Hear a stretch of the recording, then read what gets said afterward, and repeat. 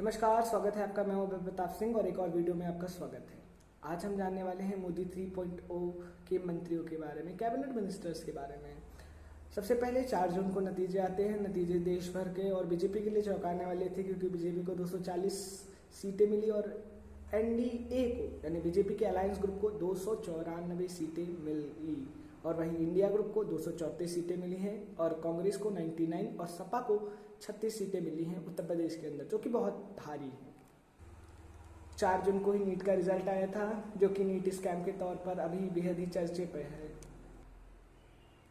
8 जून को प्रधानमंत्री मोदी को सभी लोगों ने समर्थन दिया था प्रधानमंत्री के रूप में, सदन के नेता के तौर पर, और सभी नेताओं का भाषण भी हुआ था उस दिन। चाहे हम की बात करें, अपना दल की बात करें, एलजेपी रामविलास की बात करें, या पवन कल्याण की बात करें, या टीडीपी की बात करें, या बिहार के नीतीश कुमार की बात करें, सभी ने प्रधानमंत्री मोदी को सदन का नेता माना था। और ठीक एक दिन बाद यानी 9 जून को प्रधानमंत्री मोदी का मंत्रिमंडल विस्तार होना था और मंत्रियों को शपथ दिलाई गई।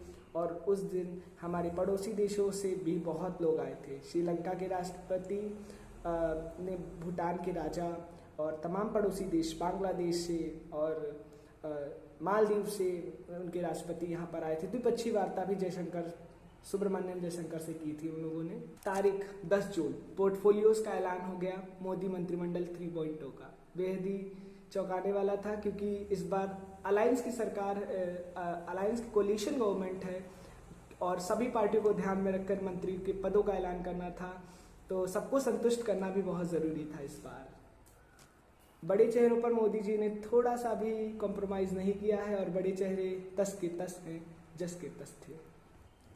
राजनाथ सिंह लखनऊ से जीत कर आए थे और वे एक बार फिर अच्छा मंत्री बनाए गए हैं, और प्रधानमंत्री मोदी तो मोदी हैं ही। और तीसरी बार अमित शाह को गृह मंत्रालय और सहकारिता मंत्रालय दिया गया है। निर्मला सीतारमण वित्त मंत्री के रूप में ही रहेंगी। अश्विनी वैष्णव को रेल का जिम्मा ही सौंपा गया है, और साथ ही साथ टेलीकम्युनिकेशन डिपार्टमेंट भी दिया गया है, दूरसंचार विभाग। और चिराग पासवान को फूड प्रोसेसिंग मंत्रालय दिया गया है, और सुब्रमण्यम जयशंकर विदेश मंत्रालय ही संभालेंगे, क्योंकि उनका काम बेहतरीन है। हाईवेमैन ऑफ इंडिया नितिन गडकरी को सड़क एवं परिवहन राज्य मंत्रालय ही दिया गया है।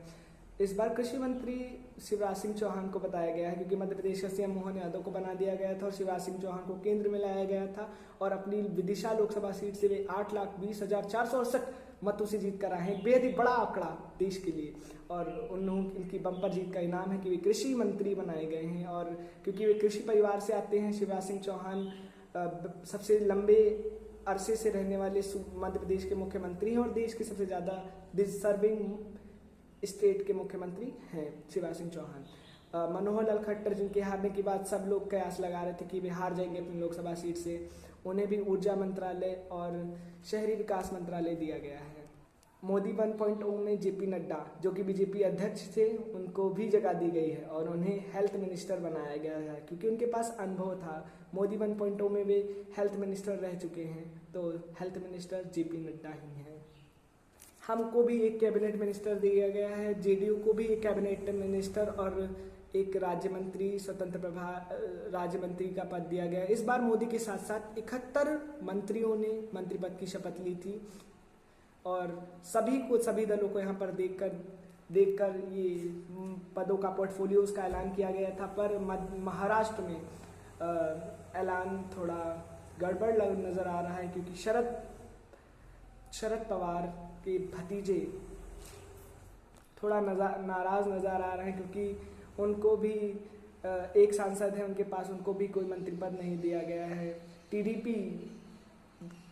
टीडीपी जिसकी 16 सीटें हैं, एक बड़ी बम्पर पार्टी के रूप में उभर कर आई है। जेडीयू जनता दल यूनाइटेड नीतीश कुमार की, उसने भी 14 सीटें जीती है।